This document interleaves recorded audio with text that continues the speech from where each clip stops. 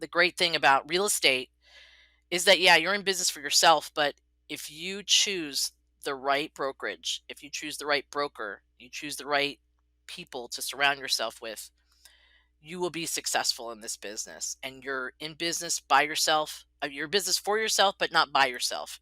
And that is what is most important with where I'm at in my real estate business. Main Street businesses are struggling as they face challenges nothing like we've seen before. You're listening to the Behind Main Street podcast. Let's learn from real-world Main Street entrepreneurs, pick their brains, and learn their secrets to navigate, persevere, and overcome all the modern obstacles they face every day. Get ready to peek behind the stories, the struggles, and strategies of today's Main Street entrepreneurs. Welcome to the Behind Main Street podcast. Here's your host, Chris J. Cardona. Great day, everyone. Welcome to the show. Whether it's your first time listening or an avid follower, thank you so much for joining us. Show notes can be found at www.behindmainstreet.com. But before we get started, I would like to thank the sponsor for this episode. Today's episode is brought to you by Thinkin' Local, a fundraising and giving-based marketing platform whose mission is to connect local Main Street businesses who care about making an impact in the local community with schools and nonprofits who believe in supporting their local businesses. Find out more by visiting local.com. Awesome. For today's episode, I'm super excited to chat and learn more about the story behind Deena Fabiano, known locally as the networking realtor. She represents Berkshire Hathaway Home Services. She grew up on the Jersey Shore, and she spent a good amount of time in Florida as a radio personality before coming to Sunny SoCal and helping families today with their real estate needs. Deena, are you ready to take us behind the curtains and dig into your story? Absolutely, Chris. Glad to be here. Bring out the shovels. Let's dig for gold. So, Deena, I've given our listeners just a little bit of a sneak peek of who you are. Why don't you tell them a little bit more about yourself and what it is that you do? Well, let's see. I am, as Chris mentioned, originally from New Jersey. I came to California by way of Florida. So I've been out here since 1996. And I've lived in Orange County, LA County, Riverside a little bit, and San Bernardino. It's kind of my territory for real estate. And I got into real estate about 3 years ago after working in government contracting for about 13 years. Wanted to go back into business for myself and help people realize their dreams of home ownership. Fantastic. Maybe you can tell myself and our listeners a little bit of something interesting that your family and friends would say about you. Oh, let's see. I think they'd say that I'm always joking around. I like to laugh a lot. I'm always laughing, and I have a sarcastic sense of humor, I guess.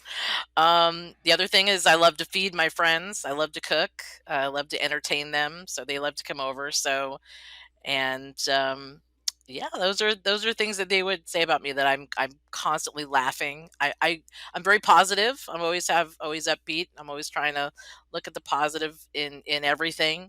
But I do play that devil's advocate. I go, well, on the other hand, so I'm always kind of doing that. But I do try to look at both sides of situations for friends. And so one friend would say in particular, "Can't you just be on my side?" I go, I am. I just look at it from the other side too. So, so yeah, I definitely, that's the very optimistic, I think, would be the term my friends would use to describe me. Fantastic. Whenever I ask this question, my first question, I'm always like trying to see like what answer am I gonna get? Sometimes like, oh, my friends, if my friends and family talked about me, oh, like he's like this. I'm like, oops, I don't want the user and my listeners to know about that.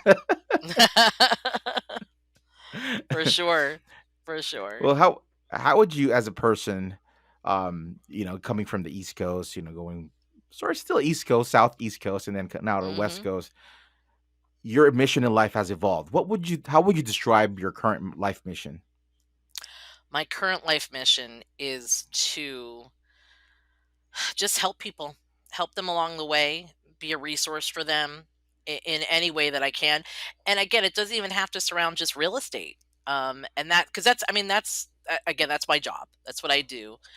But I think for me, being resourceful and being helpful to others is really my mission in life. It's what gives me a lot of joy and and a lot of happiness. I love seeing, like, if someone asks me for a favor, if someone asks me for a resource, or someone asks me to help them, and I see them then enjoy that and succeed and have it be the solution, or have it not be the solution and them find another way, or help them find another way, as long as they get to the end goal, of where they want to be, or it helps them take another direction, however it is that they get to that point where there's happiness, there's joy, and there's success in that. And I think that's what drives me, and that's my mission, for my friends, family, or really anyone that comes to me for help. Fantastic. Well, what would you say? I know we talked a little bit more about this off the recording. I know you like getting your friends together, entertaining them. I forgot you mentioned a term. What do you say? The party before Oh, holidays? the 2 week, like, typically about 2 weeks, 3 weeks before Christmas, the Christmas holiday, I host a party every year called Christmas Kwanzaa Yule, I and we wasn't gonna try to try make it. to. I know, I know, and I say it now, and it's like it just rolls off the tongue. But yeah, it's to make sure that, like, everybody's included. Like, we got a Christmas tree up, we've got the menorah, we've got the dreidel. I think we've even had a little thing about what Kwanzaa is, and we're like, what is Kwanzaa? Like, we had to learn ourselves, like, what's that? And then, of course, Yuletide time, and it's about inclusive, it's about diversity, it's about making sure that everyone feels welcome. And that's I for me, that's the most important thing, is that everybody feels welcome. And then again, we eat all night. It's good. There's food for days. I'm like sending food home. I'm like, take it home with you. That's fantastic. Well, I mean, being someone that works with people a lot, works hard at bringing people together, finding consensus, being a resource for people. What would you say, people around you misunderstand about you, Dina, the most? I I did have a client who is a family member say to me one time, "Oh, you just want to make more money." I was suggesting it was between two homes, and said in a half joking way, like, "You just want to make more money." And I said, "You know what? I don't. And actually, I won't make more money on that more expensive house." But this was I said to them, I go, "Do you want contractors traipsing through your home for the next 6 to 8 months, or do you want to move into a house that's ready to go, that's not going to be a hassle for you?" And I think that's the preconception, is that I think people think that I'm in real estate to make money. Of course, we're all in a job or career to, like, provide for our families and things of that nature. Um, but I think the misconception is that I just want to utilize someone for monetary purposes, and that's not my goal at all. Of course, I want to pay my bills. I want to provide for my family and my children and my future. But I mean, the most important thing for me is, again, just to help people realize their dreams. And in that, if it helps me along the way, and my family along the way, that's great. Let's all grow together. Let's prosper together. And that's what I think is most important, that I can relay to people, to kind of break that misconception about what it is that I do, and what people might think Dina the realtor is, as opposed to Dina the friend, um, is. Absolutely. Well, Mhm. doing this for almost 3 years, you said in a couple Mhm. weeks, right? Yep. Have you thought about the impact that you will have in the next 5 years or so? I have. Looking down the road for myself, I want to do more investing. It's something my partner and I have talked about. I mean, we look at rents these days, they're growing exponentially. And, is it about and I say to myself, I ask myself the question: Is it about greed? Is it about just the market? Is it about, expenses and things? Of course, we know things are going up in cost. Our fuel, things of that nature. But is it really? Is it really necessary for rents to raise every month? I mean, I remember renting an apartment one time, and it was, depending on the day that I moved in, the rent went like up, and then I was like, that makes no sense. It's the same square feet no matter what day I move in. And I think for the 5 years down the road, I want to do some investing so that I can provide affordable housing for people that are looking to rent, so that they're not spending every dime on rent, that they're not able to save and then prepare for the future for themselves. So that's for 5 years down the line. That's what I want to do, is I want to create investments for myself, that I can provide some affordable housing to people to help them then build wealth for themselves, get them prepared for the next step in their life. And then maybe that look down the line and go, hey, you know what? I could maybe start investing in real estate myself and continue to build more wealth for myself, my family, my children, and for my future. And I think that's the biggest thing that I see for 5 years down the line for myself and my family. Wonderful. Well, I'm curious then, if you woke up tomorrow morning, you had $100 million in your bank account, Ooh. what would you spend it on? Oh, real estate. I'd spend it on. I would really strategically look for housing, that I could convert, buildings I could convert into housing that are lying dormant, and affordable housing. But also do a lot of philanthropic things to help people get a hand up rather than a handout. And that's, I'm taking that phrase away from my friend Deanna over at Foothill Family Shelter. Little shout out to her. She's a nonprofit that I network with, and that is something that big that they do, is that I would invest in them and help them out a lot. They have a great program to help get people back on their feet, and kind of mirror that around. But also, again, just help people up rather than handing them out, and make people that want to get back on their feet, want to have a roof over their head every night, not just where's that roof going to be tomorrow or next week or next month. We all know some people are a paycheck away from not having a roof over their head. And I want to, if I had $100 million, I want to make sure that that didn't happen anymore for Fascinating. anyone. Well, Yeah. maybe you can let me and our listeners know in on a little bit of your childhood. What was that like growing up? Mm. Oh, wow.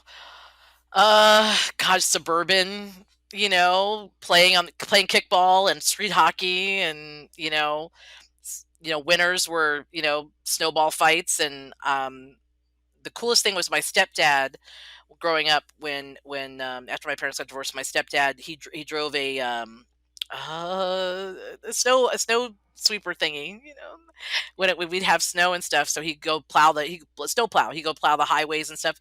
But when he'd come back home, he'd bring the plow home, and he would pile up the snow in a big mountain in front of our house, and we would dig tunnels in them, and make slides in them, stuff. So I mean, it was like a neighborhood, like we have, I had a pool, so everybody was over at each other's houses, and everybody knew everybody.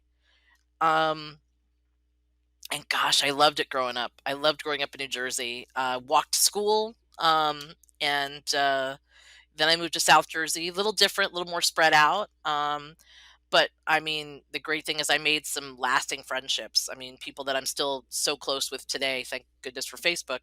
You know, but I do. And oddly enough, my childhood friend, my best friend who lived across the street from me, she shared a picture on Facebook with me the other day of a birthday party. She was maybe 4 or 5, and it's her and I standing right next to each other.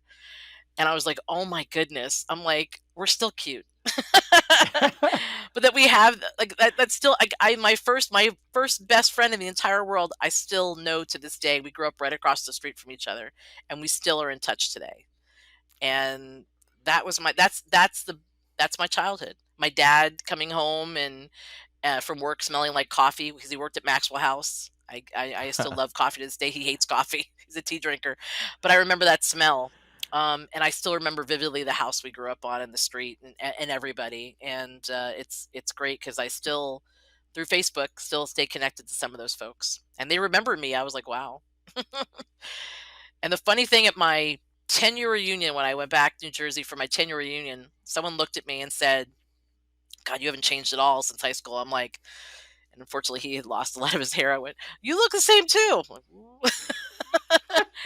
But now it's what, 30, over 32 years since I've left, and it's long time to be away. But I'm going back. I'm visiting. I'm going back in June, so Wow, I'm going back that's going home. to be exciting for Yeah, you. for vacation. I am. I'm excited. Are you bringing your Yeah. family with you or just yourself? Yep. Nope. My partner Joseph is coming. My daughter Zoe. My stepson Finn, and we're gonna be hanging out with my dad and going down to the Outer Banks for a week, and then spending a week on the Jersey Shore with my cousins. And my hope is I'm gonna show my daughter my stomping grounds, and we're gonna get pizza on the boardwalk and Italian ice. And I'm hoping to take a trip up to where I grew up in Port Reading and show her where I grew up, and just show her the school and where I used to go ice skating, and just all the fun things that I did as a kid. Wow, that's going to be an But amazing experience for both of you, it really being able is. to I'm kind of excited. relive some of that childhood memory. And like, because I remember when I would, I have 4 kids, and when my oldest now is 15, and when I would tell him some of the stories about growing up, he's like, no way, like it wasn't like that. And I spent a good amount of time in the Philippines in high school, and when I brought them with me, 3 of them at the time, my youngest one wasn't born yet. Our old house still had a rotary dial phone, and Yep, by the had one of those. close to the dining table, right? And then they were looking at it, it's like, what is this? How do you What is use that? this? So like they're trying to press the button. It's like, no, you gotta you gotta spin it, right? And she was like, oh, okay. So they do the like ding ding. They just move it a little bit. No, no, no. You have to go all the way All the because way. depending on And then wait for it to how go far you all the way back. exactly. So and at that when I was little, there was phone numbers were 4 digits. So it's like, Oh, oh, it's wow. fine. Like tick, tick, tick. It's like, okay, that's all good. But Yep. now it's like long, like but yeah, that was fun and kind of seeing them that way. So I'm sure that's gonna be a great experience for Absolutely. I both love you that you story. That your is a great story. so I mean, growing up in Jersey, pretty much you left there from your story when you were a little Hmm. bit bigger. So you spent a lot of your like formative years there. I Um did. at that time, did you and and after that when you moved to Florida, you were a radio personality as well. So was there like a dream career or job that you were kind of gravitating towards when you were in Jersey when you were a kid? Um, I actually wanted to be a teacher. Mm, I wanted to be a teacher. That's what I thought I wanted to do. I started school in Florida. I went for a couple of years, and then like got the job at the radio station, and it was like, whoa, this is a whole new world. I could do this for a living, and it was great. And then, of course, that market was a 90. I think it was the top 100 market, but it was like 98, 97, 90. It was in the 90s. And then I moved here, and I had a reel, like like you have your reel and stuff, that your audition tape and stuff. Moved out here, and Orange County is a number 11 market. No one goes from a 90 to an 11, and I couldn't get a job in radio at all because I just hadn't moved up the ranks. mhm, So I said, okay, well, I'm going to put it aside, and and I worked at Nike for a little while. I was in counting there, and I worked at a manufacturing company, and I did this and did that, and I think I kind of worked every department in a business. And it was just gaining a lot of experience, and I think that has also helped me, understanding the checks and balances of accounting and how things work. So when I look at an escrow document, I understand it. Where I think a lot of people that don't have that accounting background won't understand that, and I do. So it's like I've drawn on all that experience to get me to this point. And I remember I when I bought my own business, and I had this little retail shop in downtown Pomona for about 6 or 7 years. And I remember taking that leap of faith.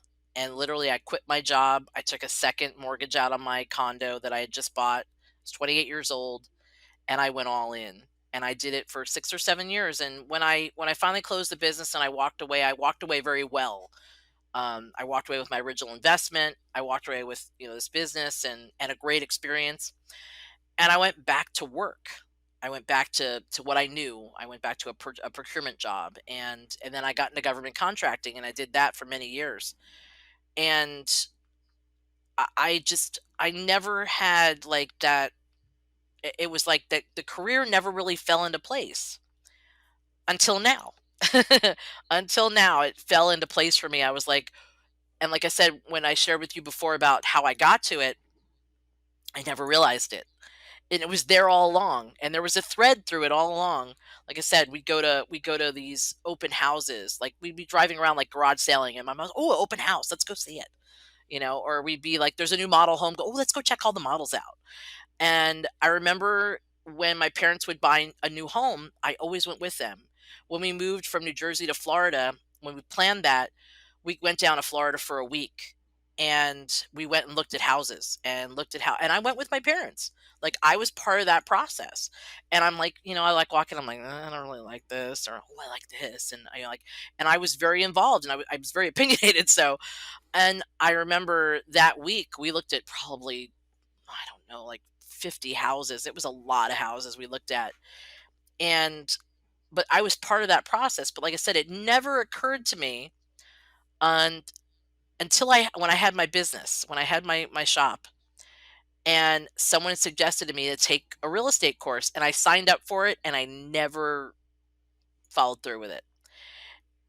And I wish I could tell Dina then, take that class, get your license. You should have done it then. And it's okay. I roll with the punches. Things happen when they're supposed to happen. And I think this all came to me to do this, to take this plunge and to be in business for myself, but with support, which is great. Um, and just take that plunge and do it. And I finally found my niche. I found where I'm happy, and it brings in all of those elements of being in service to others and helping people, and getting to do all of that.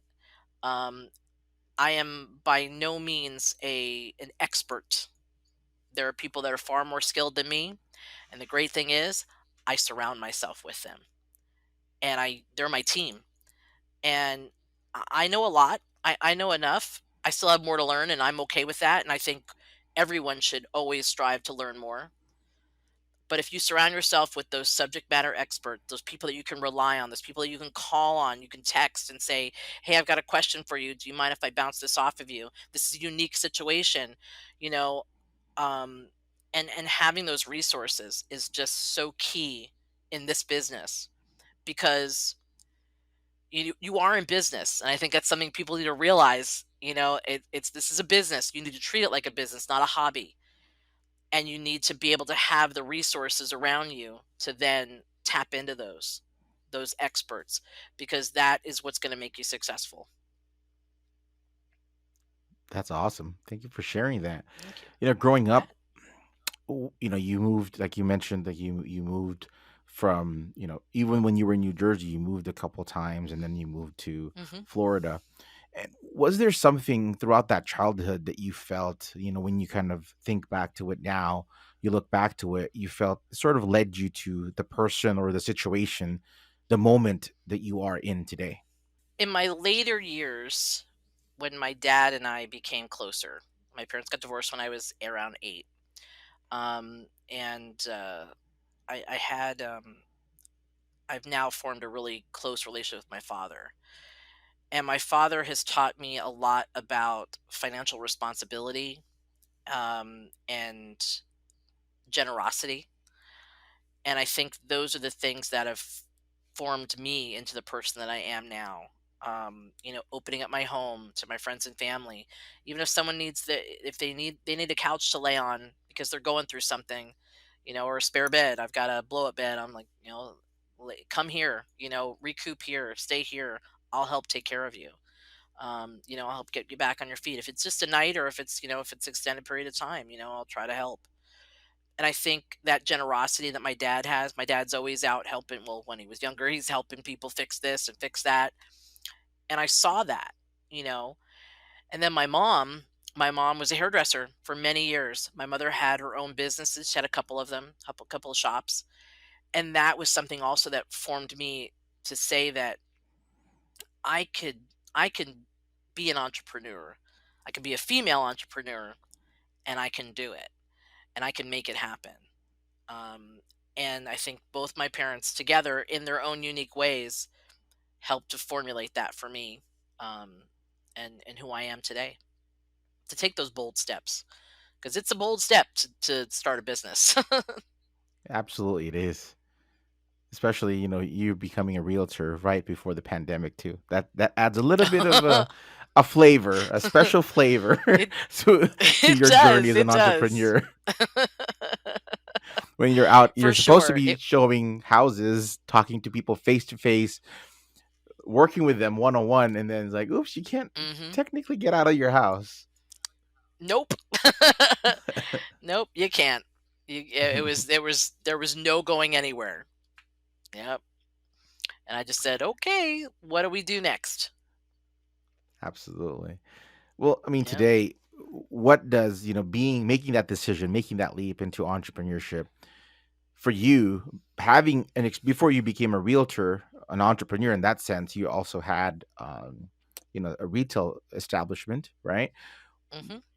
What does being a local Main Street entrepreneur mean to you? It means being a part of the community, Mhm. um, being helpful in that community. When I had my shop, every fall season, I did food drives, collected food and donated that to local food banks. I donated it to people who needed help, privately as well.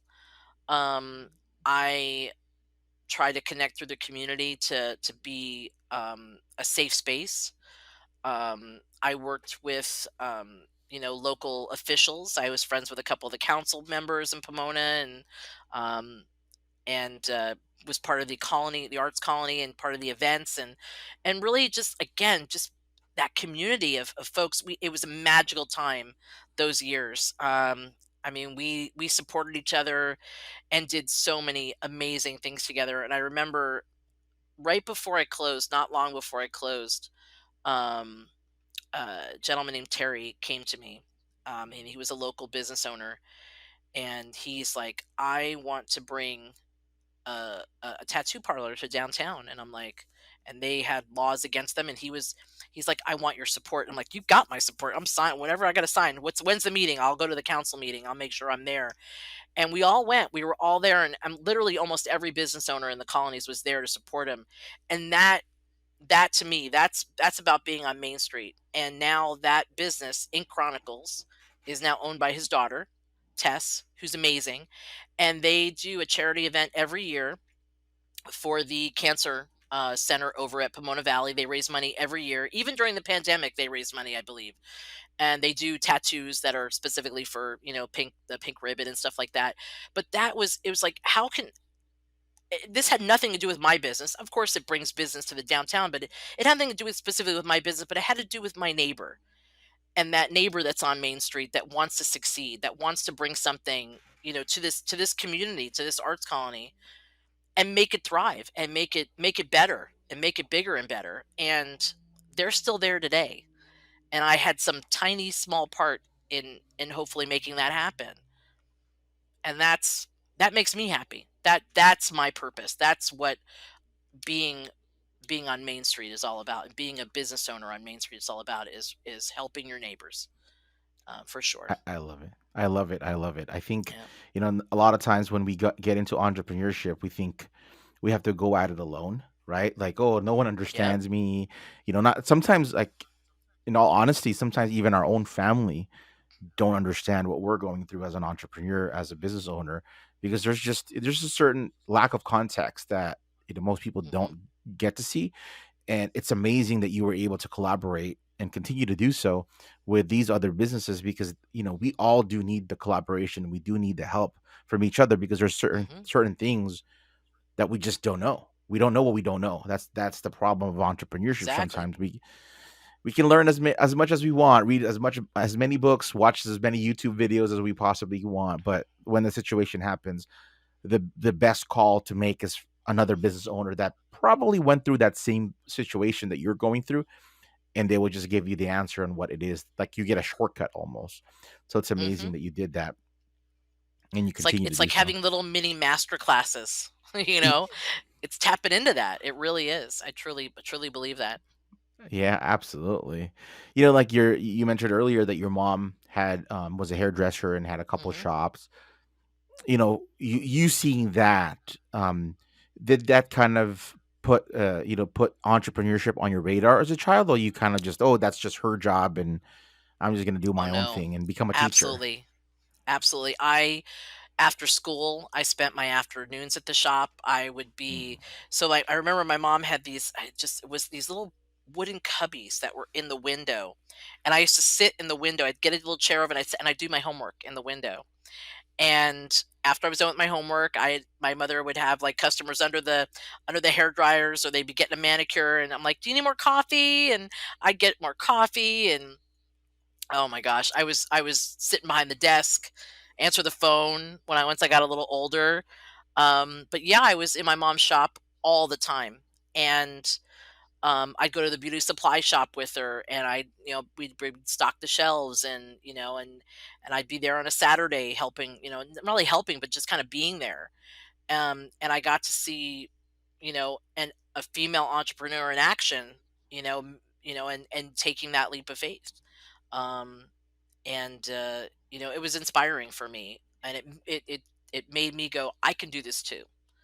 And then I've been friends with other female entrepreneurs. I've got a couple of friends that own businesses, and have done it, and maybe have taken a step back and have reinvented themselves, and expanded, or just closed and said, that wasn't for me.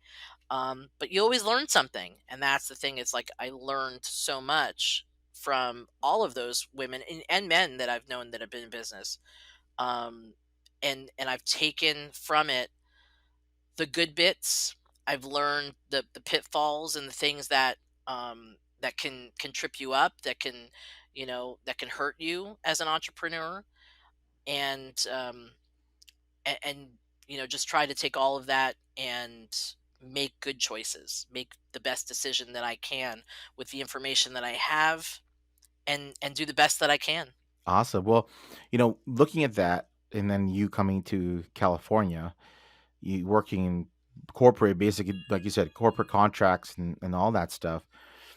W- when was it that you made that pivotal decision? Like, I'm going to leave my 9 to 5 corporate job and start that store up in Pomona. How did that come about? Oh, that was ooh.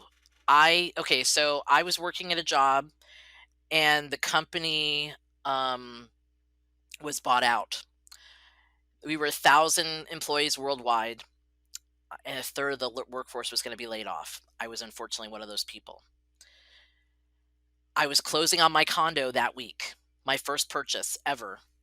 I yeah, and they knew that. They knew.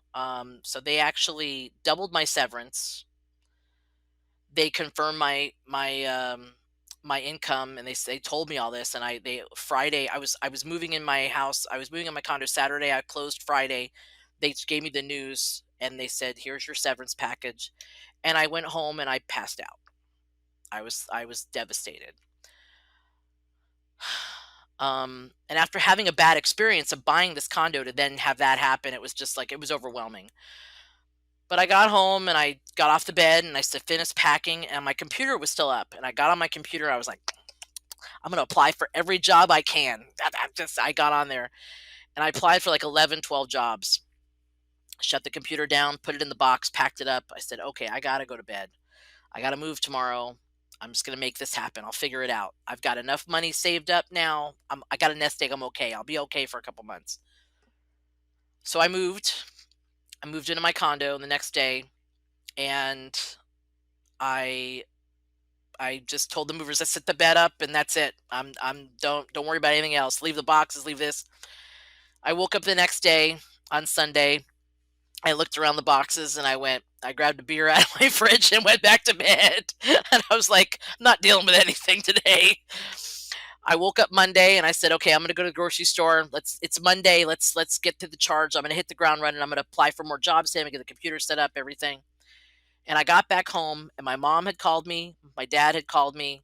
These are the voicemails. I got 3 voicemails. My mom, my dad, and then a job interview from one of the ones I applied to. So I got a job very quickly. Started in 2 weeks, and this company was just messed up. It was bad. It was bad news. I was there literally 6 months and I was very unhappy. And not only was I doing the job that I had been hired for, but they added another job on top of it and added this, and I'm like, I just can't do this. And then I saw an advertisement for the shop that was for sale, and I was like, oh, I'd love to do this. Like I really would. I'm just. It was a bad experience that kind of prompted it, and so I went through the process. I got a second mortgage on my condo, which I just bought. I'm like, I'm insane. I'm literally nuts right now. So while I'm in the middle of the deal, 9/11 happens, and I'm at home watching this unfold in front of me. And my parents are both like, "Get out of the deal. Don't do it. Stop." I go, it's already in the works. I go, I, I signed. I can't. So September 20th of 2001, I put the key in the door, brought in a little bit of product that I had purchased, got prepared, turned the lights on, rearranged the store. People went, "Oh, new owner? Yeah, how'd you know? The lights are on." I was like, "Okay."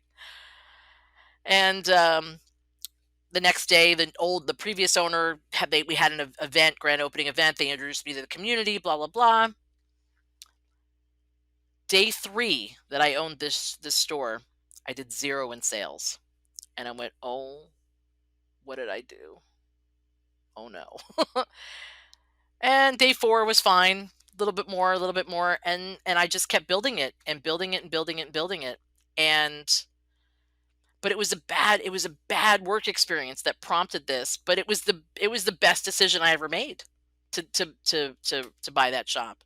I have made relationships and friends as family, and the experience was incomparable to anything in a job. I learned about, budgeting. I learned about, you know, making sure that I pay the rent first before anything else, and and how I can leverage, my finances and inventory, and promoting myself, and promoting the business, and doing events, and just really connecting with people. I mean, I'd always had that customer service kind of vibe, and I've worked retail jobs before, but I took all of that and just put it into this. I learned how to do HTML to do a website. I started an e-commerce store and just grew it as best I could. I connected with authors to come in and do events, and I had one author told me, he said, there's a private group for authors, and they said, "Hey, if you're going to go, which shop should you go to in Southern California if you want to do a book signing and be treated right?" And my name was on that list. And when he told me that, I was like, "Really?" It touched my heart, because I tried to make sure my authors were taken care of, that, that the events were full, and they got the love that they deserved, and that their books, there was plenty of books there for people to buy. Um, and when I closed that business, I mean, I started to look for other locations. It just wasn't right. I just said, "You know what? It's time. I'm gonna take a step back." And it was a hard decision, but it was the right decision. And I still got to say I did it, and no regrets. And I'd do it all over again, if I had the money. If I had the if I had that 100 million, I'd do it again. Um, but and then the great thing about real estate is that, yeah, you're in business for yourself, but if you choose the right brokerage, if you choose the right broker, you choose the right people to surround yourself with, you will be successful in this business. And you're in business by yourself. You're business for yourself, but not by yourself. And that is what is most important with where I'm at in my real estate business. That's awesome. So, um, you you had that business, you closed it up. When was it? I know you talked touched on earlier that Hmm. you kind of was starting real estate, but you never finished your classes, and then at one point you Mm-hmm. went back and just kind of, hey, let me do this. Was that during Yeah. that time, or was it after? Uh, it was after. So Oh, okay. yeah. So I was. So yeah, I was going through a breakup. I was going through a divorce, and I was watching. I was on my phone, not sleeping. Um, and I came across a goal cast on one of the videos, and it was a video of Rock Thomas, who's a student of Tony Robbins, and he was talking about his journey and how he struggled, and it just something resonated with me what he was talking about. And then he talked about his book, The Epic Life Blueprint, and it was a downloadable free book, and I was like, oh, I'm download that, I'm gonna check that out. And he asked the question of, what would you do if you couldn't fail? And I really thought long and hard about those things. I'm like, what would I do? And I wrote it down. Be a DJ again. Be a stand-up comedian, which I still would love to do. Um, own my own business again. Own my own restaurant. Own my own business again. And then I wrote under that a a job or an opportunity that would help me take that would be something that would take care of me and my daughter, because it was just me and my daughter at the time. And I wrote down a star, question mark, real estate, question mark. And then the next day on Facebook, there was a seminar for a real estate school, and it was, come check it out. We're giving a deal. So I did. And I liked everybody that I talked to that night. I asked a lot of questions. And the biggest question that I asked was, of all these people that have been in real estate for years and years, I said, how did you quit your full-time job and do real estate? Like, how did you do that? Like, how did you, I mean, yeah, they say, oh, you got to be hungry, you got to, yeah, but still, like, you got no money, you're not going to have a house, roof over your head. He said, I took a year and saved money from my job, and I saved money. I socked money away as best I could. I'm like, okay, well, I'm in a job where I make an hourly wage and I have commission. I'm going to take every dime of commission that I make, and I'm going to put it away for a year. If I can, and I'm going to make goals for myself to make sure that I make enough money in that commission, so that when I do drop the hammer and I give my resignation and I leave this job, I've got enough to sustain me for a full year so that I can make this happen.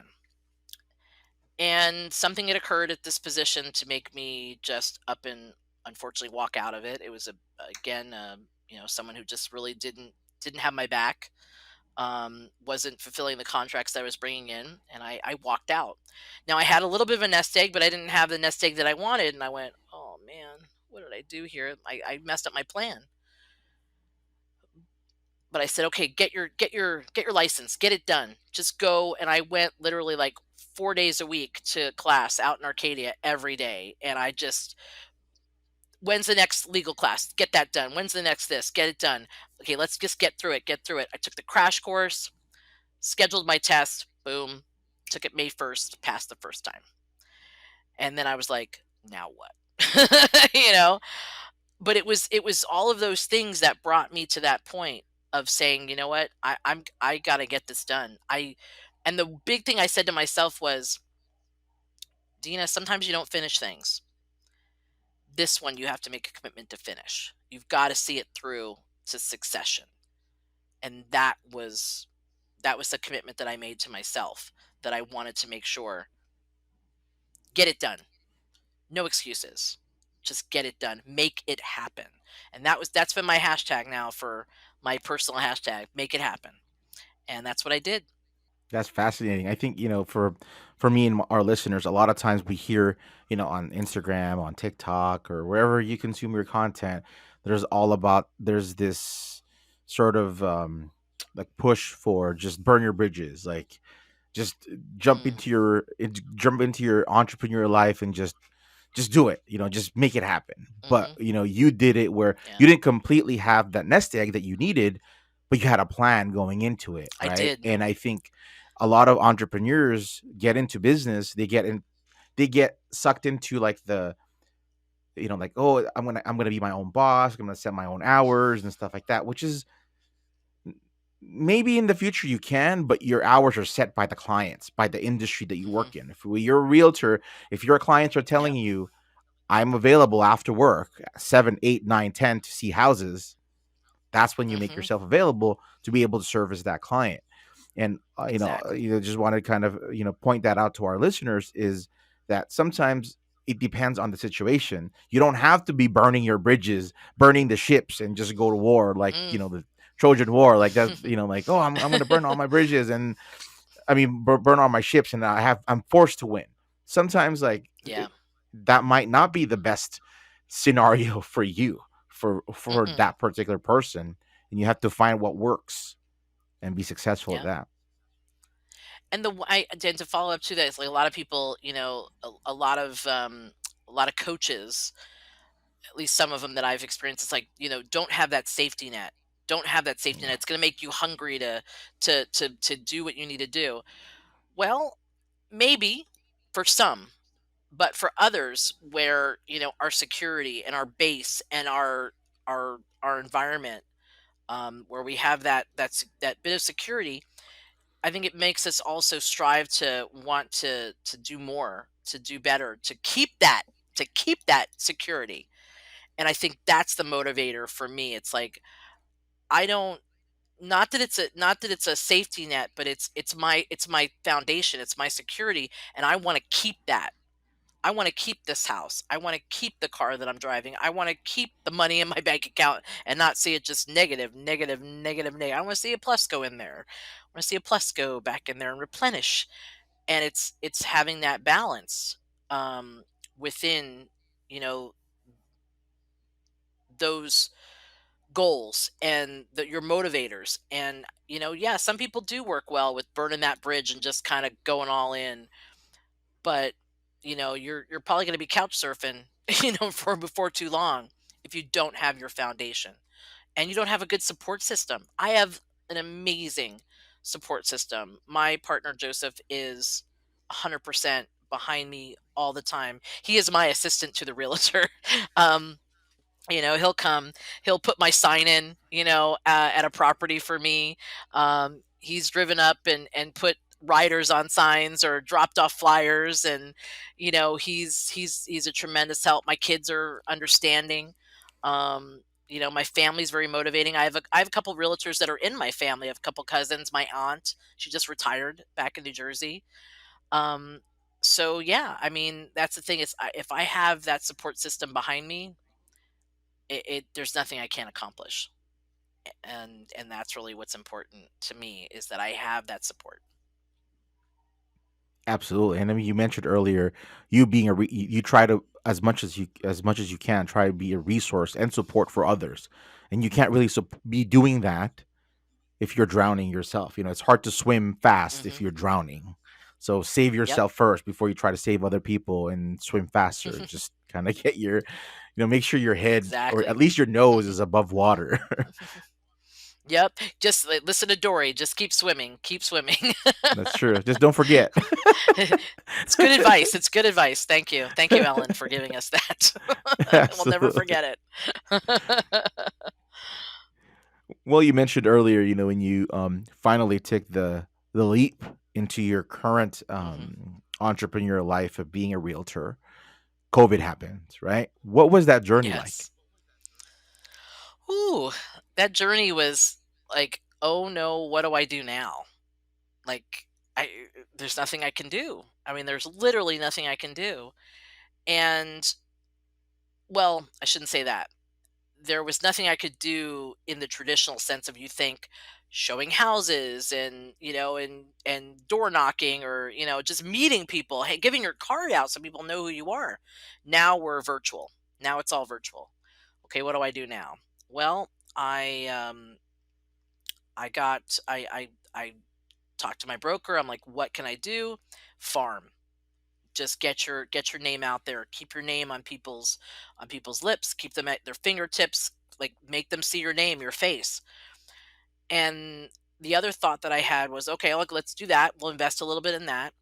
So I started doing some mailings and some email lists, and and just kind of creating my database, and reaching out to folks that way. And then I said, what's another thing that really would be a great opportunity was to network, to connect with others, and to find partners in this industry that I could learn from. But also, again, now we look at the resources, like what other things can I connect with, be resourceful for clients, and planting those seeds. So I joined a networking group, Team Referral Network, and became the realtor in that group, and and forge those relationships to get people to know, like, and trust me. And that took time. It took a lot of time and a lot of effort and a lot of energy. It wasn't instantaneous. I don't think, if anyone thinks that they're going to join networking and come out of it in a week with the biggest deal of their lifetime, just you know that's not how it works. People need to know you, like you, and trust you to do business with you. And until you get to know, like, and trust those people that you're in this networking group with, they're not going to give you business. It's you have to build that relationship. This is all still relationship driven when it comes to anything. These are big, like we talked about. This is the biggest purchase the largest purchase anyone's going to make in their lifetime. Single one. Would you buy a house from me if you didn't know me? Like, would you want to work with me if you didn't know who I was, or what I was about, or what my background was, or anything? I mean, and there are people out there that will, make that leap of faith and trust you, and then build that relationship. You get to know them, and those relationships are great. I love that, and I'm doing that now. Um, but I'm doing that because I have these tools, these networking tools, to give my pitch, to give my 1 minute commercial for people to get to know who I am and what I do, and what I'm looking for, and if I can help someone.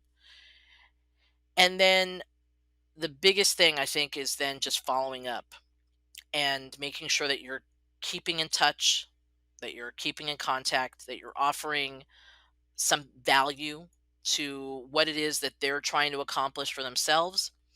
They're like, "Oh, I don't know where to start." Well, let's first talk about, like, what it is that you need. The first thing you need to do, let's talk about the money situation. Those are hard conversations to have. And I always prepare people. I'm like, "We're going to talk about your finances." I know that's probably a difficult subject. You prepare people for that. And I had one person tell me, "Well, that's really personal." I go, "Well, this is a personal thing. I'm helping you through a process to buy a home. That's very personal. And if you don't feel comfortable doing that right now, that's okay. When you do, let me know. If you have any questions, let me know." And that's the thing. It's like trying to create that air of comfort with people, and that comfortable space, that safe space, is really key to helping people. Because, again, people don't know what they don't know. And there's a lot people don't know about real estate. Real estate has changed. It's changed, for probably in some areas for the better, probably some areas for the worse, but it's changed. It's different than what it used to be. People don't they're not looking at the Sunday paper looking for houses anymore. They're online. There's data coming at you from everywhere. um, Phone calls, texts, everything. And I think that's really, where you kind of have to bring people down to those details. So networking has helped me have some of those tools, have some of those presentation tools, those communication skills. And the other thing that it's taught me is to ask a question, and then to be quiet and listen and let people talk.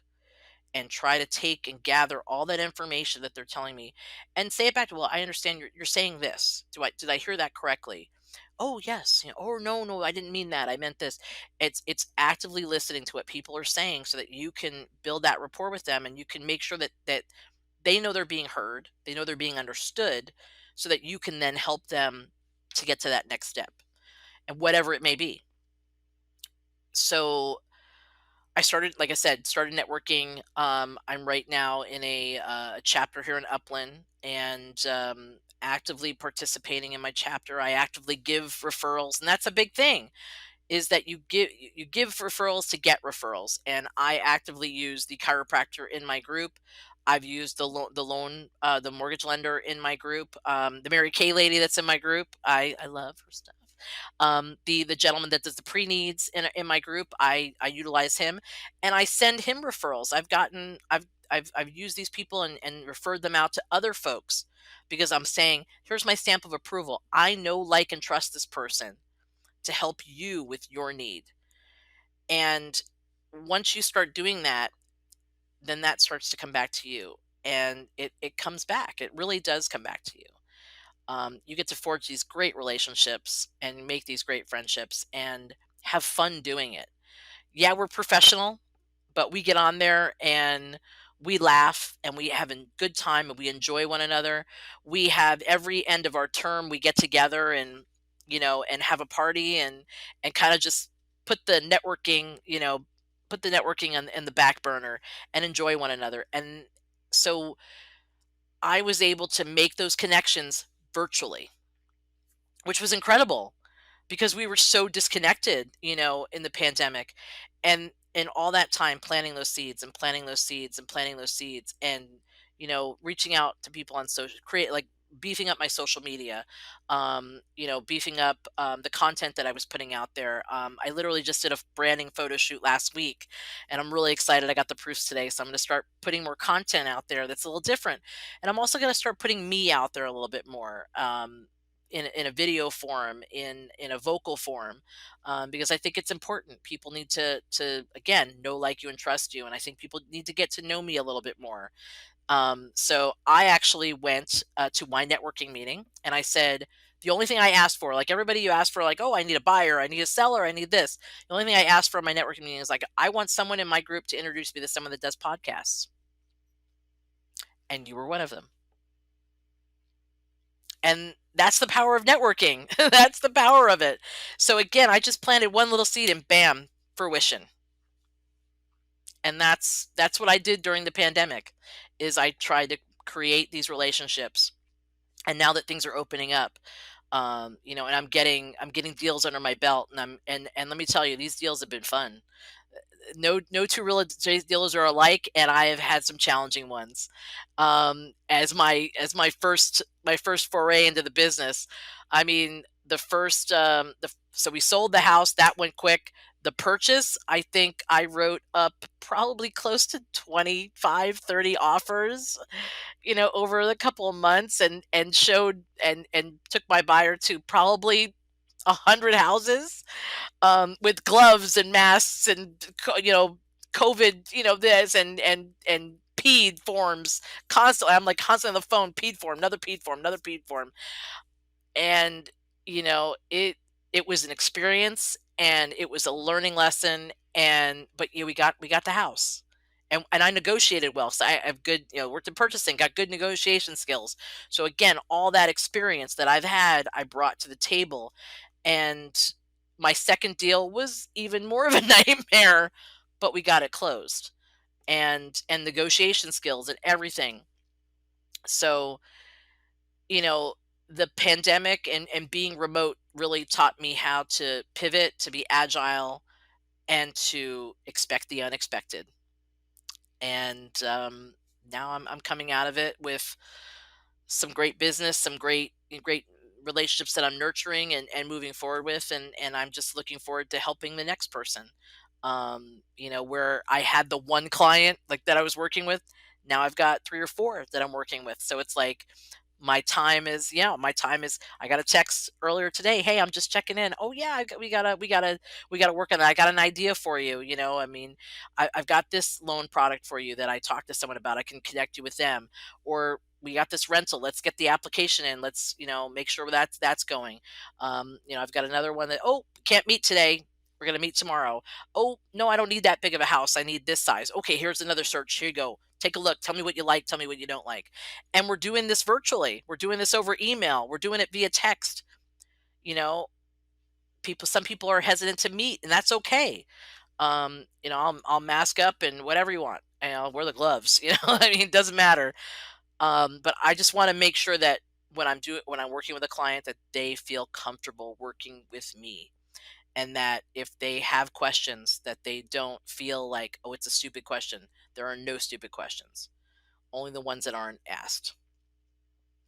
That's when there could be so many misunderstandings. So the pandemic taught me that even this way we can make connections with people, and they can be solid connections, and getting to know people. And then once of course, get to the point where you can actually see someone again, and it's like, oh yeah, you get to hug them. I'm a hugger, so yeah.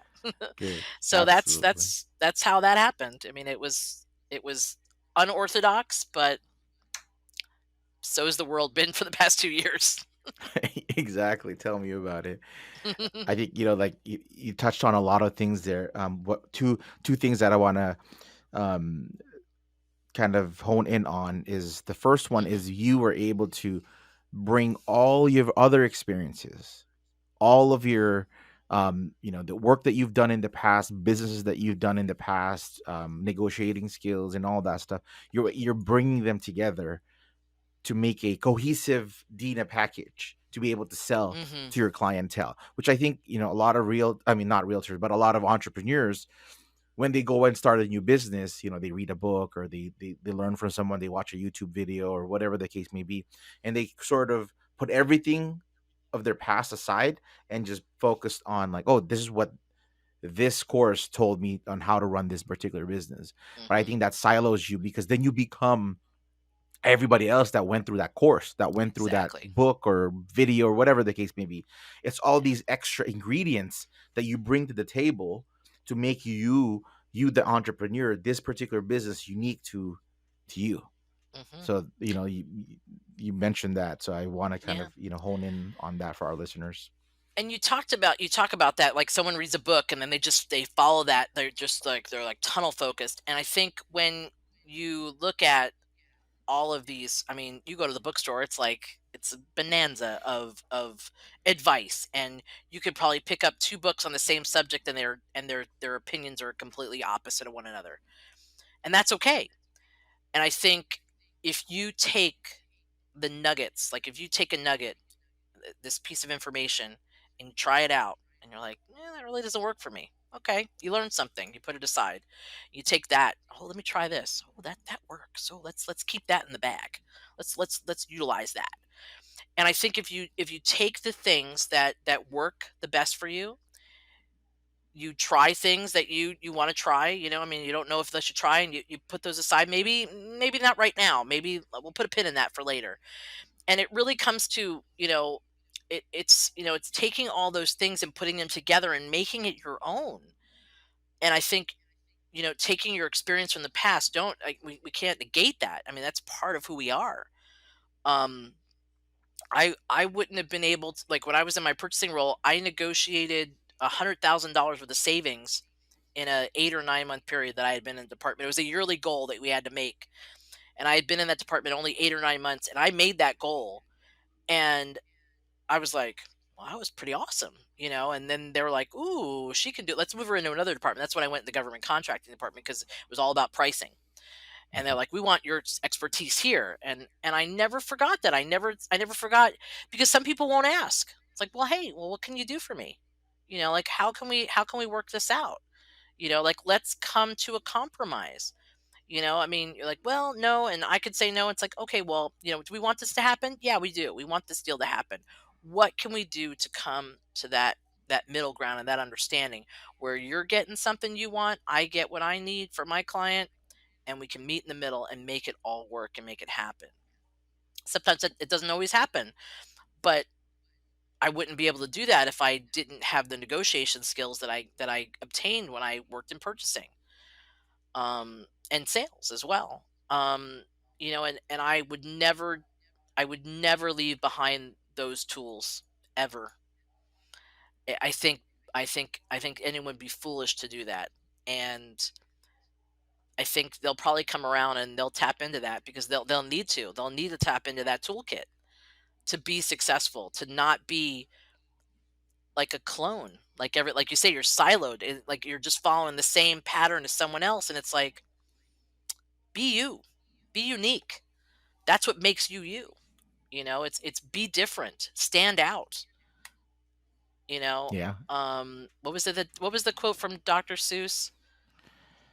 Why would you want to be like something about why would you like when you were born to stand out? It's something like that. It's about being different. And I think you need to make don't be a clone or a disciple or a mimic of someone else.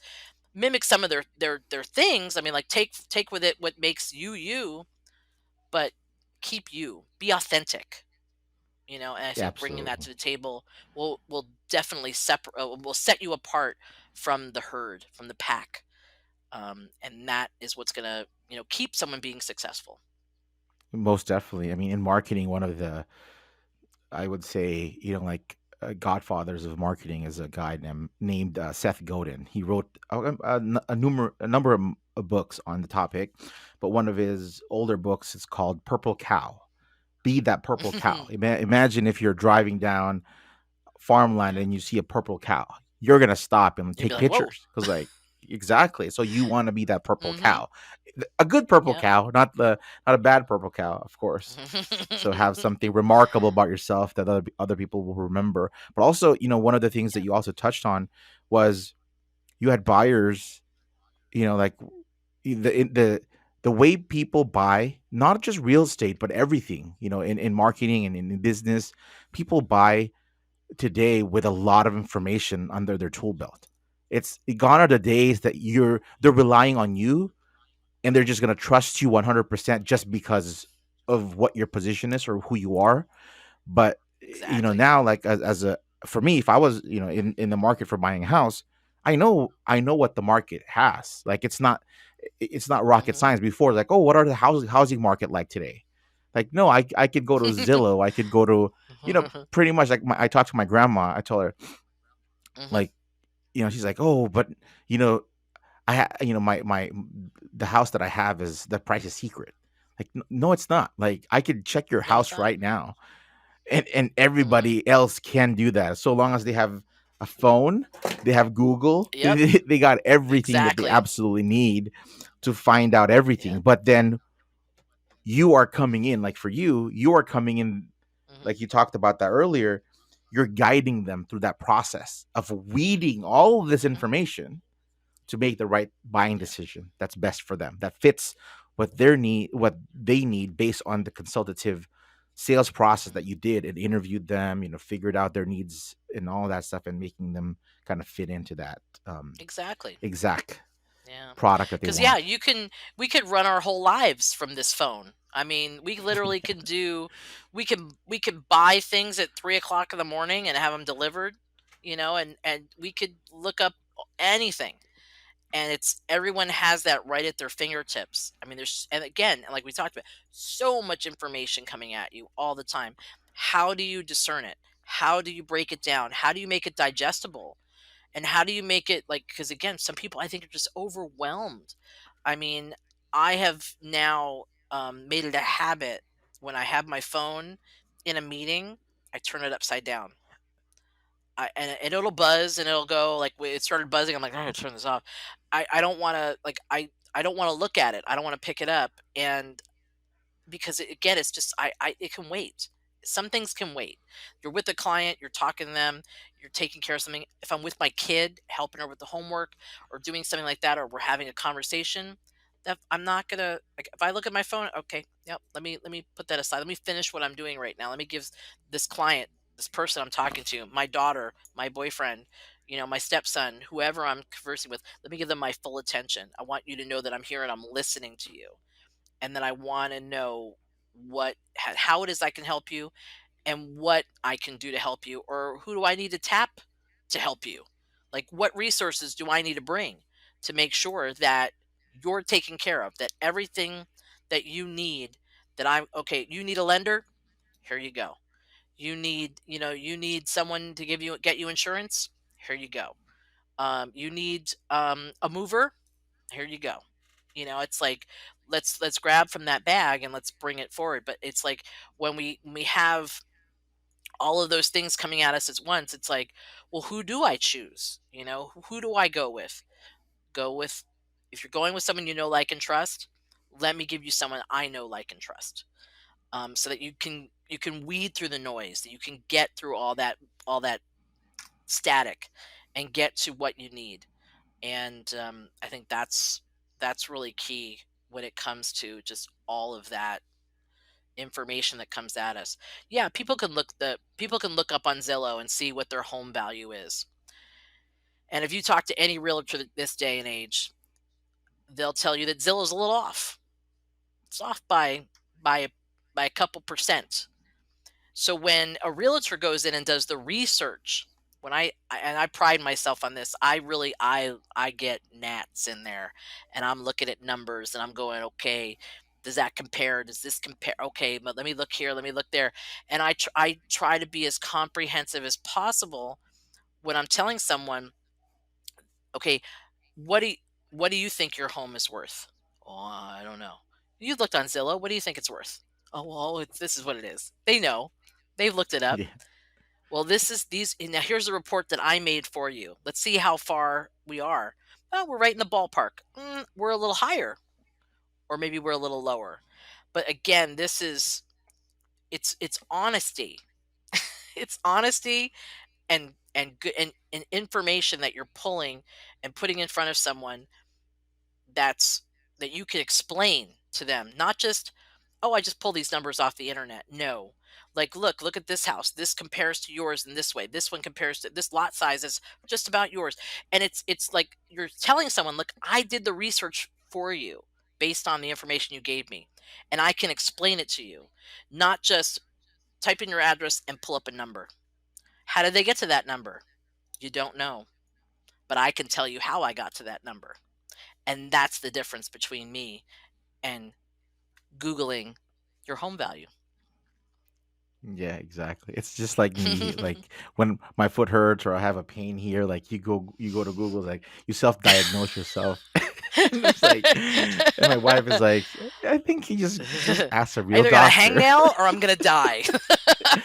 Yeah, like exactly. Sometimes you go down that rabbit hole is like you have a wart or you have like or you have cancer, skin cancer. Yeah. Like, oh my Yep. god, like what is it? Like I have a mole, or is that like, oh my god, the skin tag is like, oh my god, that's gonna be like your face is gonna fall off soon. So like, yeah, just talk to an Exactly. expert who does this for a living and Yeah. kind of sees Yeah. what everybody else is kind of doing. It's funny because I'll do the calculations, I'll do it, and then I'll go to my broker and go, what do you think it's worth? And he's like, I think it's worth this. And literally, we're maybe like 1,000 or 2,000. I'm like, we're right in the ballpark, or it's the same amount. I'm like, okay, I got this. I'm doing this. I'm doing this right. I've got it. Someone who's been in the business 30 years can come to the same number that I can within a few minutes. I'm like, okay, I'm doing something right.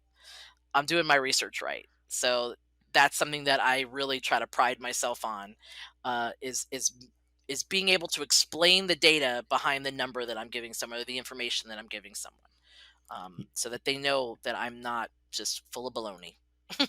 Absolutely. I mean, you mentioned something earlier too, not directly related to real estate, was just as an entrepreneur, you're testing out different things, right? You're testing out an idea here Mhm. and there. As far as you, networking is, you put out an offer this way, or you make a pivot and offer it that way, and all that stuff.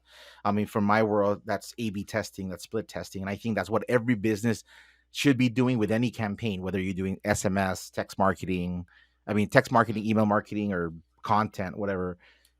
Figure out what the buyer or what your user whoever your audience is really Mhm. gravitates towards. And the only way to do that is you have to put it out. Like you can't Mhm. guess. A lot of times as an entrepreneur, we come up with these esoteric campaigns or like strategies, and we think they're the best. But when you Mhm. put it out there, it's like, oops, crickets. Like what happened? I thought this was gonna be the thing that sets me apart. But no, because you Mhm. should have just tried a simple iteration of that idea saw if the market would actually just pay attention to it And respond. and Yeah. respond. Even Absolutely. even if it's no. Yeah, Even absolutely. if it's Because no, you learn you can something. ask. Yeah. Yeah, you Because you can don't dig know deeper. unless you Like, why ask. is that? Yeah. Absolutely. Why is that? Or is it and someone posed this question earlier today, something about rejection. Rejection Mm, is just a redirection. And I was like, "Oh, that's really interesting." I said, because sometimes the word no doesn't mean it's final. It means maybe not right now. And that's yes. okay. And I had a friend who I worked with. He was a sales rep in a company that I worked with, and his goal was to get thrown out of buildings in downtown LA. Wow. That was his goal. He was calling, he was cold calling. He had appointments, but like he'd go in business development. But his goal was to get kicked out of buildings. And this guy has so much tenacity. Um, I think he'd make a great real estate agent, actually. Um, but he just has so much tenacity, and that's his goal. Like his goal is to hear the no, because he knows the more no's that he hears, they'll be the yeses, and they'll come, and people will get to know him. Even he's knocking on doors, but some are like, oh, get out of here. But the more that he does it, he knows the more that he's going to connect, and there's going to be that person that's going to give him that chance to let me hear your speak, let me hear your spiel, let me hear your pitch, and he's going to get him, and he knows it's going to happen. And yeah, so I always love telling that story about my friend. And I'm like, he just loves to get kicked out of buildings. That's amazing. Failing his way to the top. Exactly. Well, my next question is, if you could have one superpower, what would it be?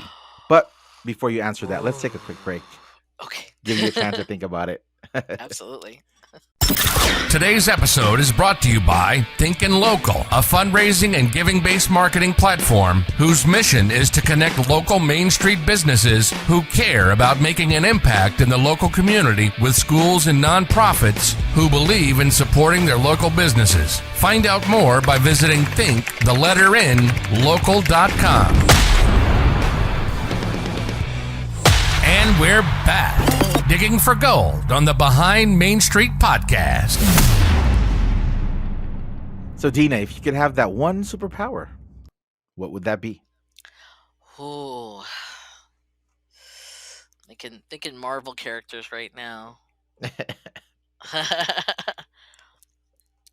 I think. Oh my gosh. I mean, I think reading people's minds would probably be the best thing. I don't know if it'd be the most healthy thing. It probably would devastate you. You think of Mel Gibson in that movie where he could read what women want. Um, but yeah, I think maybe to be intuitive, to be able to read people's minds, to hear what they're thinking, to kind of know what they're to kind of maybe try to anticipate those wants and needs ahead of that, and be able to kind of deliver that in some sort of way, That's a or to fascinating. fly. There you go. Easy. Well, in your what opinion, are some things uh, people say, like, is invisibility up there? yeah, some people have said Yeah. invisibility. Some people have said teleportation. I've Ah. gotten similar to what you're saying is not technically like reading minds, but reading people's Hmm. emotions, like an empathetic kind Mm, of a superpower, yeah. feeling their emotions. I've had a lot of different ones. What was the?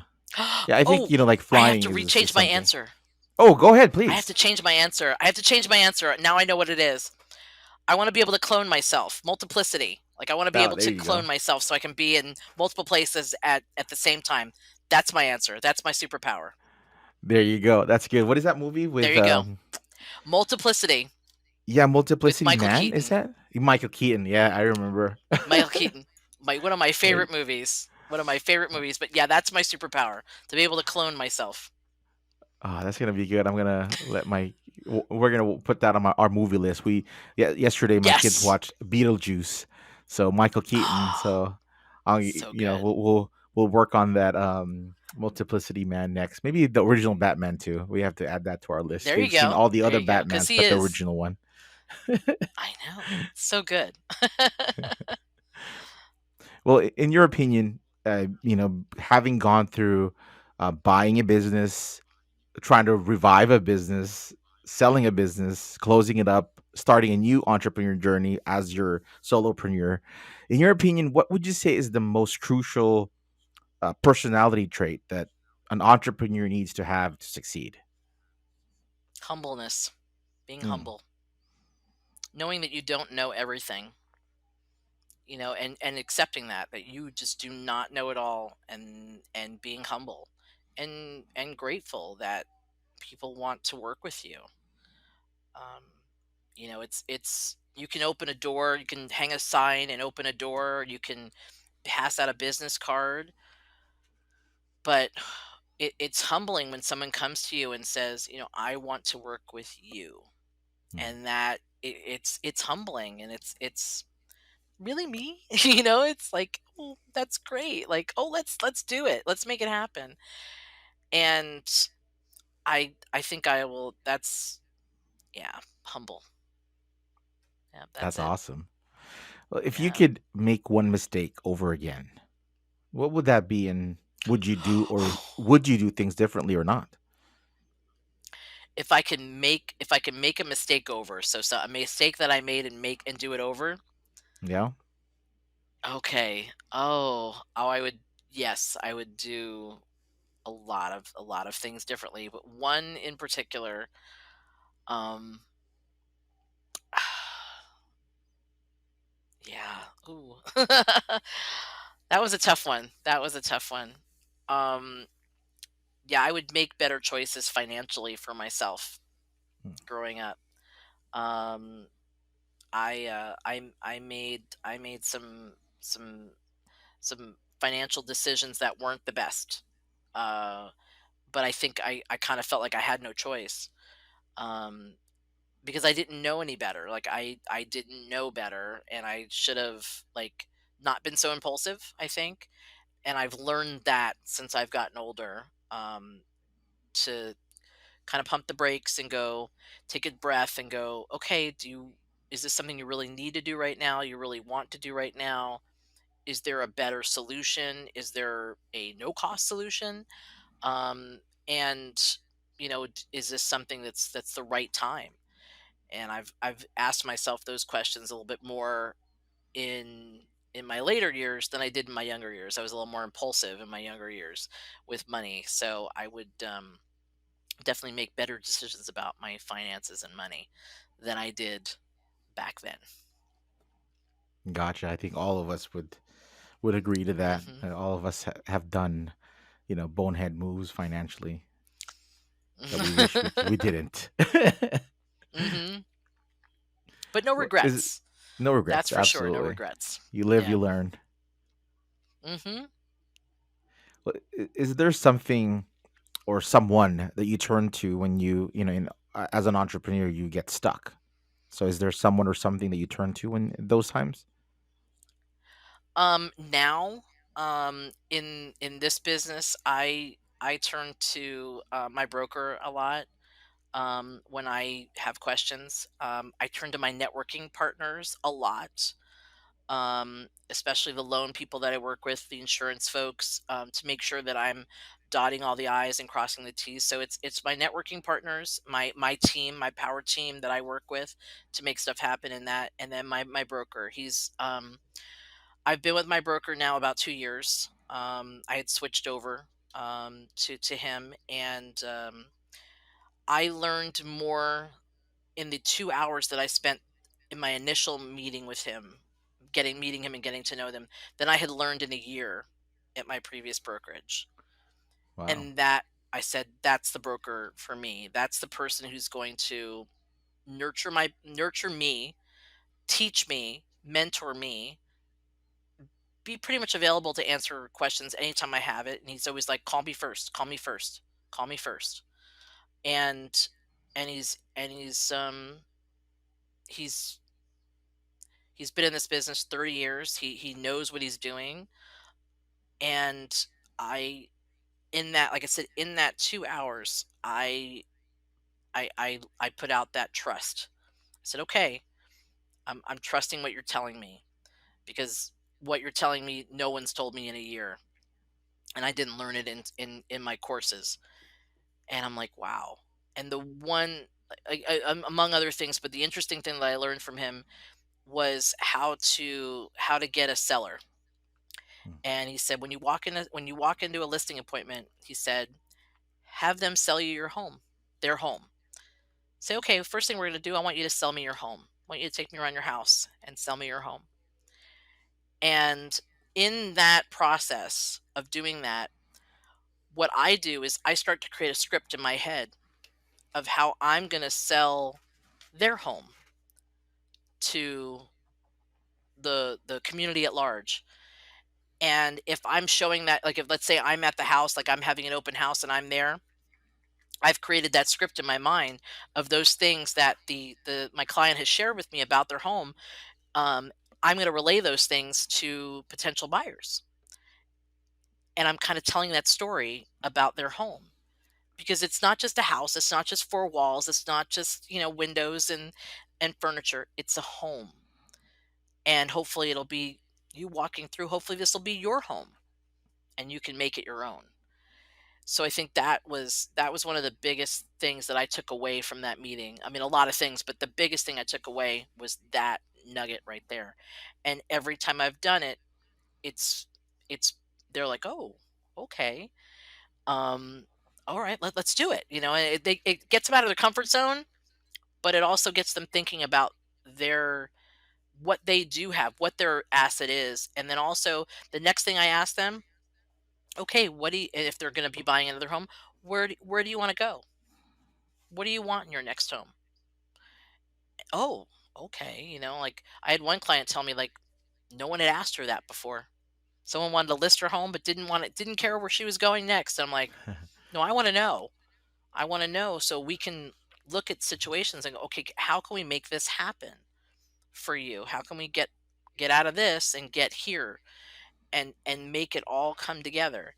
And if you don't ask those questions, if you don't take a deeper dive into what people's wants and needs are, how are you going to help them? So that's something that when I learned that from my broker, and I can't say enough good things about him. I mean, the Berkshire Hathaway has, especially the group that I'm with, so many tools. Too many sometimes. We have like 80 billion things for 80 billion things in real estate. There's always a new system, a new this, a new that. It's always a new bells and whistles. And it can be overwhelming at times. Um, but I like to get when I find something that I like and I know I like to use it. When it goes away, I'm sad. It's like, okay, I got to learn this new thing now. Okay, but if it's still there, I'm going to use it. Um, but that was the thing. It's like, and even within the office that I'm in, I think we have about 90 some odd agents in our office. I've done open houses for other agents. I've helped out and given them listings and say, okay, let's work together. Let's try to make it happen together and make deals happen.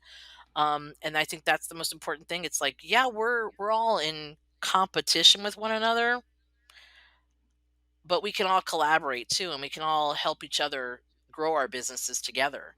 And that's the other thing too. It's like I've connected with other real estate agents. It's like, hey, I'd like to work with you. Let's see if we can do a deal. Like, do you have any? Let me like I have a client that's looking for this. If you get a listing, let me know. Let's get them together.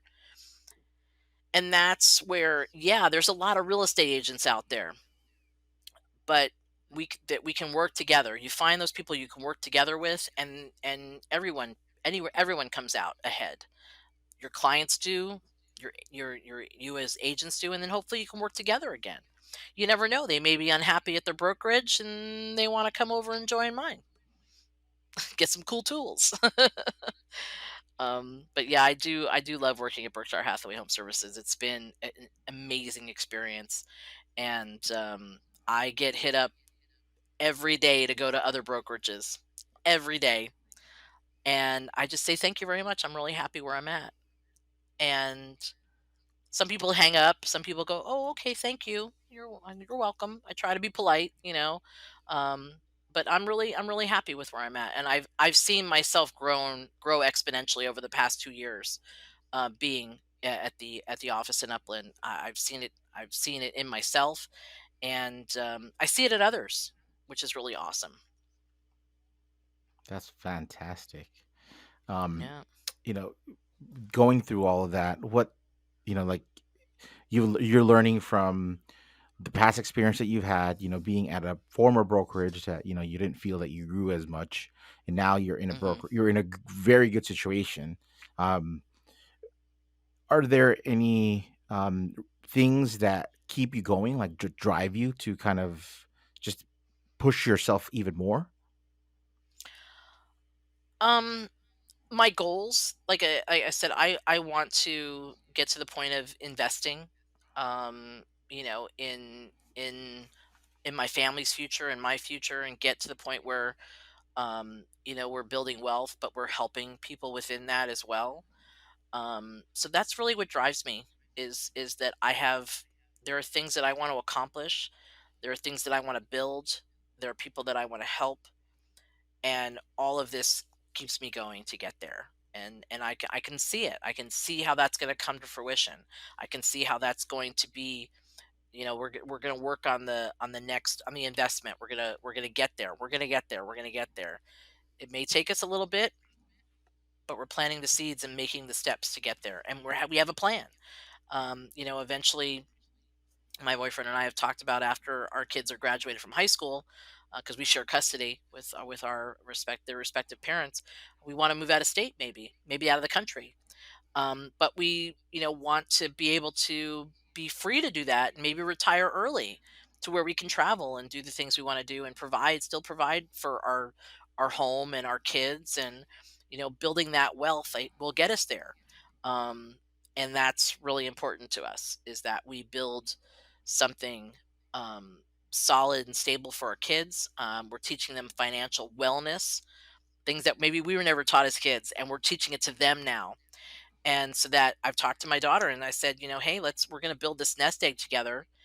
And let's say when you graduate, when you get into college, let's say we buy a property together, and we rent it out to some other students, and you live there, and you're able to maybe work a little bit, go to school, and but this place would be yours. And then you would be getting some rent in from your friends, and this is your house, and you're building your future together. So, or your future, and that, so that when you go to college, you get a job, you start to work, you have a place already. you know we're not maybe putting ourselves in so much student loan debt. We're really being very, very money conscious and financial conscious, to make sure that we're not putting ourselves in a hole before we even get to that point, and that we're building wealth from the start, and building a good foundation. That's a big thing for me, is building that foundation. So I'm trying to teach her that. And the great thing is that when my kid gets money, I'm like, "Oh, do you want to go spend it?" She's like, "No, let's put it away. Let's save it." I'm like, "That's my kid." And when she does, she's pretty conservative. "Oh, I'll just take half of it." Okay, keep the other half, save it. Okay,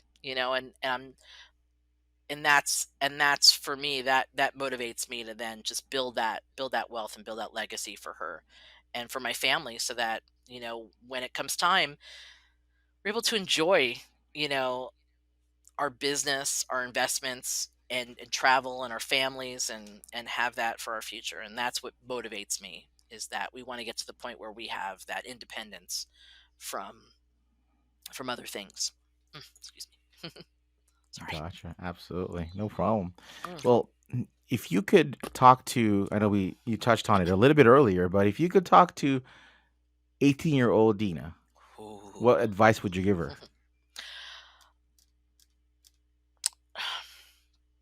Wow. Um, Move to California sooner. Yeah, don't go to Florida. Move to California sooner. Um, don't make the same financial mistakes that you made. Really be smart with your money. Um, and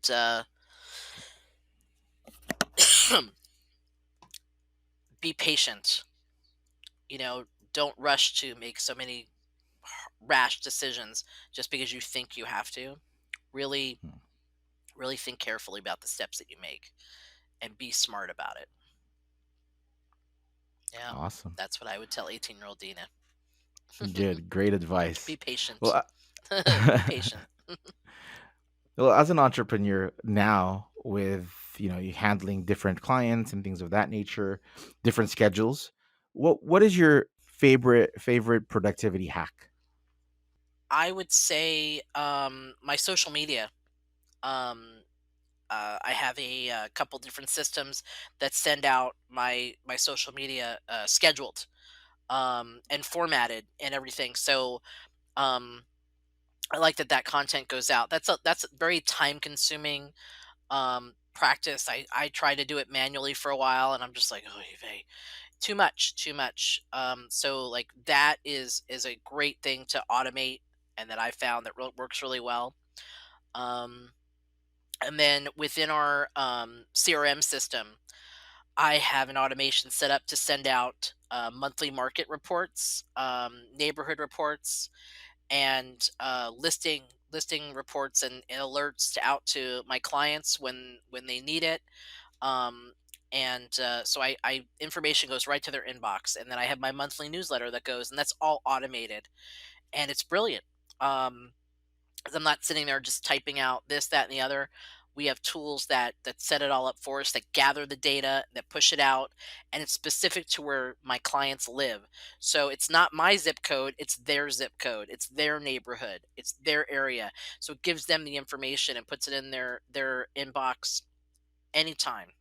And I think those are the things that can be the most time consuming, is really, staying in touch with your clients, keeping that touch going, but knowing that I'm putting information in front of them that's useful and that's going to help them make informed decisions on the next steps if they decide to buy a new home, buy an investment property, buy a vacation home.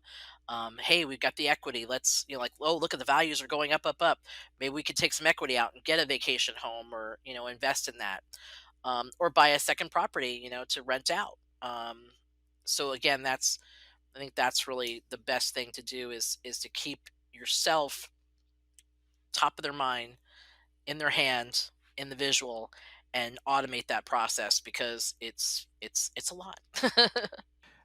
With that said, if you were with a lot of the stuff that we talked about today, you have a lot of Hmm. goals, you have a lot of things that you want to do with with your daughter, with your partner, and you want to retire early and stuff like that. If outside of the $100 million that you may or may not have tomorrow morning when you wake up, if there are three Hmm. wishes that were granted to you right now, what three wishes would you wish for? Oh, um, to end world hunger would be a big one. That would be a big thing on my list. Um, that all of my friends and family, I that they are happy, healthy, and comfortable, and have everything that they need. Um, and that the Giants win the Super Bowl next year.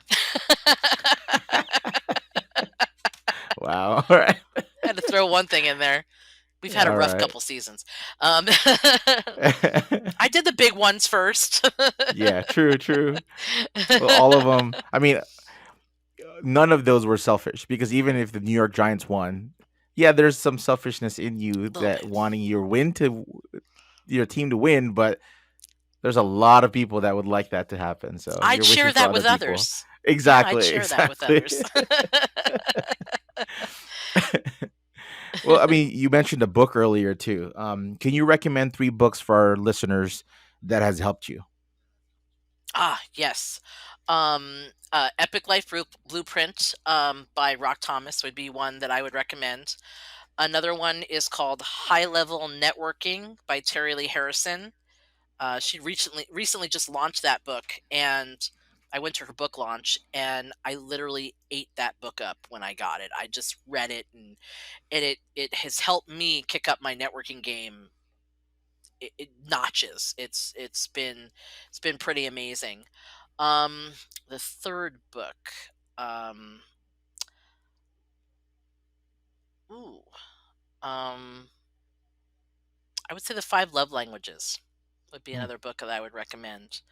And I think, and again, it has to do with connections and people, and not only just your relationship, but I think even dealing with friends and other people, you can see those things and really learn how to communicate better with people, gotcha, recognizing gotcha. how they communicate. Yeah, Yeah, most those would be my definitely. three.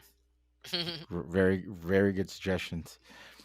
What are Thank you you. most looking forward to now, your future as an entrepreneur? Um, to be able to travel, um, and realize those travel goals that I've had, those bucket list things. I think that's what I'm looking for most is being able to have that self-sufficiency to kind of plan those travels and go, okay, deals are working, deals are good, deals are good. I've got my transaction coordinator helping me with this, that, the other. Okay, I can go on vacation now. I can still answer questions, but I can go and really enjoy myself with my family and really kind of enjoy the fruits of the labor, and savor it. Um, Top of my list is Italy, and I'd like a good long 2, 3, 4 weeks maybe in Italy to eat and drink my way through Tuscany and just experience the whole situation. So yeah, really going and seeing the world, and taking it in, and experiencing people too. I think there's some things that are first and foremost, and really, like I said, just building a legacy, building wealth for my family, um, and um, and just spending time with them. I mean, our kids are growing up so fast, and just being able to really enjoy that time with them and give them experiences that I may have never had as a kid just because of whatever limitations we had at the time, but giving them those experiences and seeing them experience it as well and that joy in that. Wonderful. That's wonderful. Where can listeners learn more about you and your business? Oh goodness, let's see. There's a lot of places. um, so I'm on all the social medias: Facebook, Instagram, Twitter, uh, Pinterest. My handle is at home with Deena. Um, so except on Twitter, it's the at symbol and it says home with Deena. My website, which is www.athomewithdeena.com. And you can search all sorts of things. You can also find a link to my blog on there, which is thenetworkingrealtor.com, and read all about me. And I owe you all a blog post, which I have an idea. It's the 7 questions to ask your realtor. That's going to be the next blog post. Hmm, So, little preview on the headline, but we're going to get to those 7 questions, and my hopefully people will chime in and say, okay, do you have any more questions? Because maybe there's 8, 9, or 10, and keep expanding it from there. And I would love for my blog to be just get to be an interactive point where people are commenting, and that dialogue can go and really be a place of resource and conversation for folks. Yep, so those are the places that people can find me, and reach out to me anytime. There's a blog post I wrote about when to reach out to me, and be now. If you great, have great. questions, if you don't have questions, just say hi. I'm going to link for our listeners. I'm going to link all of that up in the description of the episode, so you guys can get to know Deanna. I mean Deena even more. Well, in closing, Absolutely. Deena, what is one piece of practical advice that you can share with our listeners in their journey of entrepreneurship? that um, it takes people working together to make things happen. Um, no one does it alone. Um, y- you you don't need to be on that island. Even if you feel like you're on that island, network. You know, go to an event. Go even if you're at a restaurant.